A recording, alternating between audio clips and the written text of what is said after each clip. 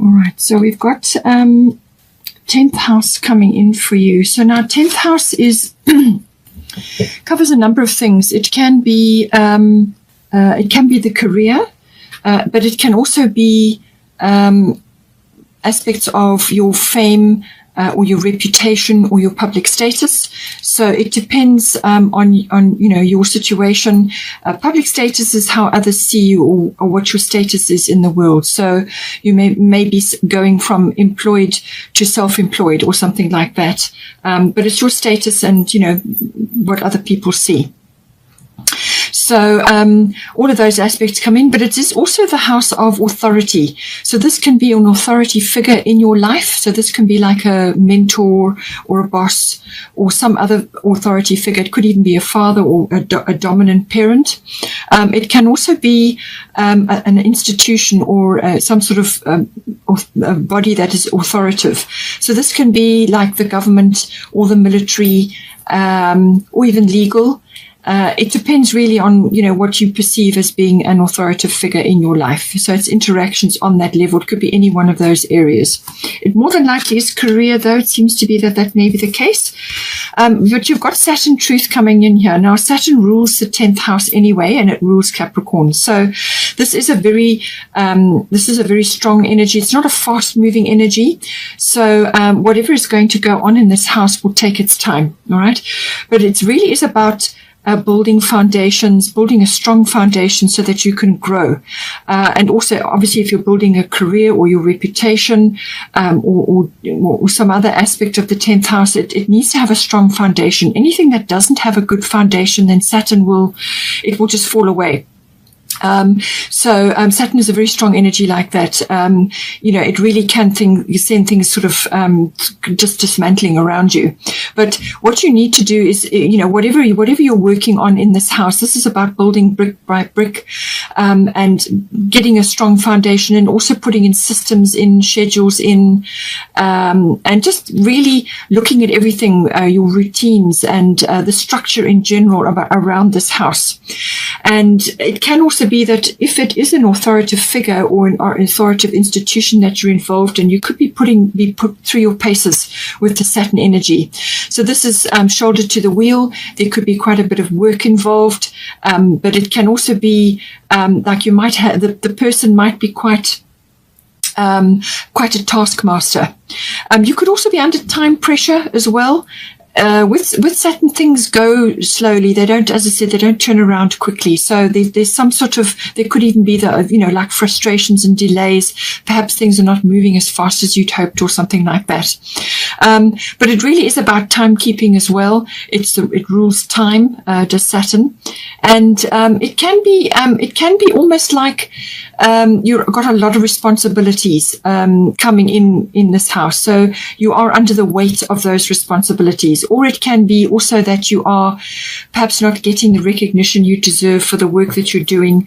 It just depends on what is coming in for you in the 10th house. But there's whatever gets built under the influence of Saturn is long lasting, because it really does put you in a position where you're forced to actually really put your shoulder to the wheel, focus on what you're doing, and build, bring systems in, and create something which is going to be long lasting. That is the ultimate goal of Saturn. And it's in the 10th house, so it's like a double whammy. We've got here Athena, inner wisdom. You know what to do. Trust your inner wisdom and take appropriate action without delay. All right. So something is coming in, whether it's you're entering some sort of institution or you're dealing with the government or some other aspect, or it could be that you are wanting to perhaps work on your career. However it's coming in for you, but it's saying that you must follow your inner wisdom, that the owl is there. So this is your inner knowing about things. Follow your intuition. Pisces has always got good instincts and intuition, so follow that. And be prepared to really apply yourself in some way, shape or form in this house. It's possible that full moon may be important for you now in March. That will be the 28th. So you could be building up towards that now. And, it's going to be in Libra. So put your shoulders to the wheel and apply yourself in whatever way is coming up for you in the 10th house, but follow your instincts, and that will be a very good, strong guide for you. It's like your inner GPS. Now, we've got here, bottom of the Fairy Tarot is Two of Spring. So, a bright future manifested through hard work and creativity. Partnering with others who share your dreams, great progress being made. So, this could be playing out in your 10th house. And this is where the hard work comes in. And, as I said, whatever you build with Saturn is going to be long-lasting. It really puts you through your paces. So just go with it and be open to the structuring that Saturn will bring in. We've also got 7th house and we've got 11th house, and these all involve other people. So somewhere in this reading, as we continue on, there will be possibly partnering with others. So whether this is a personal love relationship, because you've also got Guinevere here, or whether this is a business partnership, or it could be both.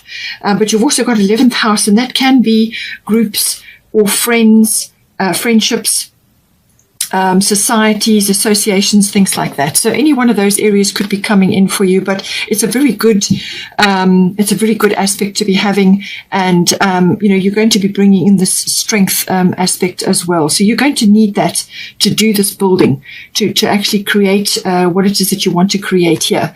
And you may have to collaborate with others, as I said, to bring this about. Now we've got here 7th house. As I said, this is the house of partners. So this can be your love relationship, but it can also be a business partnership. And also it rules the lower courts. So we've got here Yod Destiny. So this is a destiny card. Again, it's bringing in hard work and even a sort of a certain level of frustration with things that need to be dealt with. But this can normally be a very specific area of your life, which is requiring you to detach from other people's advice or input or support. In fact, you probably won't get it with whatever it is that you're working on here. So whether this is a personal relationship or it's a business partnership, you're pretty much going to be doing this within the realm of that. There's going to be no external support. And this is because this forces you then to go inward and to follow your own inner GPS, which is what Athena was saying here about your inner wisdom, all right? So follow that, no matter what is going on, always follow your instincts. This can really put you through your paces as well. But it's very important because during this process, which can be a very strong angle bearing down on a specific point in your life, as I said, but this is following your own path. It's almost got like a pioneering quality to it. So you will be kind of on your own. You may be doing things quietly. You may be starting a business on your own, or you may be entering into a relationship on your own, or you may be something to do with that coming in. And, this is where this partnership comes in. But it is following your own inner GPS, listening to your own guidance and following that path. And don't expect the path to be clear in front of you. It may not be. In fact, it's probably unlikely. And this is because when destiny is involved, this is part of your life purpose, your life path. And that is not really revealed to you in one big massive chunk because you would be intimidated. So it comes in small steps, and you take a step and then you get busy with that. And then once you've reached a certain point, then the next step is revealed, and so it goes on. So this is why you have to follow your inner GPS. But what it will do is build up inner strength, resilience, and really depending on your intuition and your instincts to guide you. And, once you get through this period of just doggedly moving forward through all the challenges. As I said, you may be you may be in secret, or you may be doing things quietly on your own, or just keeping things quiet, sort of almost separated from others. And this is necessary to bring out the best in this placement.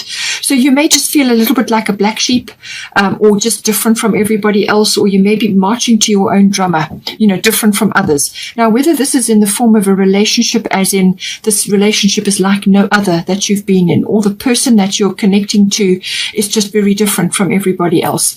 They may have different culture, they may have different background, whatever it is, or it's the course of the relationship is taking a different path to everybody else. So don't expect others to connect with you. They may not see what you see. They may not connect with what you are connecting with. But this is why you've got to follow your own guidance, and you will get through. You will make a success of it, but it's going to put you through your paces, and you will just go follow your inner GPS, and you will get where you need to be. Now, along the way, we've got Green Tara, start delegating. Ask others, including me, to help you instead of trying to do everything by yourself. So whether this is within your love relationship, perhaps in your home, perhaps you're tackling something, you've got a big project on the go with your person, or it could be, as I said, a business partnership. And this is saying that you need help. You can't do it all. Nobody can be Superman or Superwoman. So you're going to need to farm out whether it's tasks or things that need to be done. You can perhaps get a service in to come and do those things for you. Whatever it is you need to do, you need to spread the workload. And as I said, whether this is in a personal relationship or business partnership, there is help required to achieve it all. Because otherwise, what will happen is you will get overburdened. And with Saturn, you don't want to do more than you absolutely have to. All right, you need to, and because of the Yod destiny, this is going to be it's not going to be an easy flow. You're going to be going through your paces with this. So get help. Ask services. Get services in to assist you. Set things up. Don't try and do it all yourself, because then resentment is going to build up, and also exhaustion. And this is also about allocating time for yourself. So this is you, so that you can actually access your inner wisdom and your inner GPS to navigate and make decisions. If you allocate time, which is purely yours, and whatever you do with that time, it's constructive for you. So whether you like to go on meditative walks, or you like to exercise, or you just like to spend time quietly at home, perhaps working on something, or just in contemplation, or just quiet time with your person. Allocate time for that and make it one of the priorities that you are dealing with. And then detach and just edge out all the distractions, all the triggers, all the problems, so that it gives you time to become centered, and then you can clear your head and you'll be able to make decisions, and you'll be able to follow your heart. You'll be able to listen and hear your guidance. And that's what it's saying. Don't try and do everything yourself. Now we've got here 11th house. So as I said, this is the house of friendships. So friends may be very important to you at this time. But it can also be other people that are coming from sort of group activities. So this can be like associations, societies, any group activity. It's you within that group. It could even be a group of companies, all right? So this is a bigger, wider sort of network of people. It can also be your contacts, people that you've got as part of your contact or your network group. And it's also the house of seeing the future in some way. So this is can be very personal, as in your hopes and your dreams and your visions for the future. So you could really be tapping into that. It's also about following trends and currents in society or within your life, seeing the bigger picture, seeing things moving in the background, or seeing how things are going in certain ways, and being able to track that. In some cases, it can be helpful in your profession, or it can just be that your instincts are really sharp and you're able to follow certain, whether it's fashions or fads, or just the way that social currents and trends are moving. So it's following all of that. It's also to do with your social things. It can also be, as I said, business groups, but social groups as well. So it's your wishes, your hobbies, your interests, your dreams, your visions for the future, whatever is important for you, whatever you are aiming for, whatever you're wanting to move towards, your biggest aim falls in under the 11th house. So it's merging with that, with what you perceive for yourself, what you are seeing for yourself, your future, what you would really like to sort of move towards. It can also be being receptive or being involved in global or group things. So this can be group consciousness, global consciousness. It can also be social reform, anything to do with that. So that may be important for you. It could be that you're volunteering, or you're involved in some sort of social reform. It could even be government related because you've got the 10th house here. And the 10th house is about maturity. So I do feel with Saturn as well, and that is about maturity, that you're going to be needing to look at things in a very structured and very mature way. Or you are rising to prominence, because of your maturity and your wisdom. So it can be any one of those coming in. So 11th house, you may be, sort of leading in some way, shape or form. Maybe your hobbies and your interests and your wishes for the future, your dreams and your hopes are connected to social reforms and things like that. So that may be coming in for you. But otherwise, friendships can be front and center with this.